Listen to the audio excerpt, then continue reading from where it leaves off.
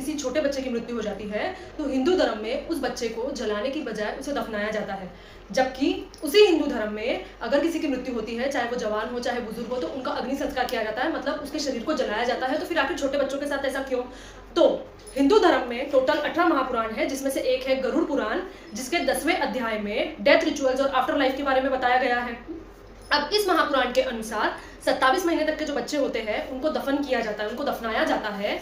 और सबसे पहले उस महापुराण के हिसाब से ये कहा गया है कि पहले तो ये देखा जाता है कि उस बच्चे ने जो देह त्यागा है वो गंगा नदी के आसपास है या उससे दूर। अगर गंगा नदी के आसपास उस बच्चे ने अपना देह त्यागा है तो उसे गंगा में ही प्रवाहित किया जाता है, और अगर उस लोकेशन से कोई दूसरी जगह है तो ऐसी परिस्थिति में उसे दफनाया जाता है। अब छोटा बच्चा जो है उसे दफनाया जो जाता है, ये रीजन महापुराण में दिया है इसलिए तो ठीक है, लेकिन उसका कोई और भी तो रीजन होगा।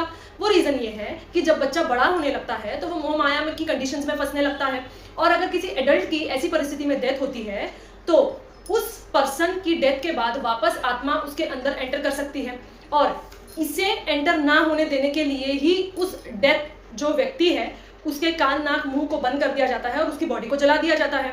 लेकिन जो 27 महीने तक के बच्चे होते हैं उनमें मोह माया और अटैचमेंट नहीं होती है, इसीलिए उन्हें दफनाया जाता है। इन शॉर्ट ये कह लीजिए कि मोह माया से अलग करने के लिए ही अग्नि संस्कार किया जाता है, और यही एक वजह है कि जो सन्यासी होते हैं उनका भी अग्नि संस्कार नहीं किया जाता है, उन्हें भी दफनाया जाता है।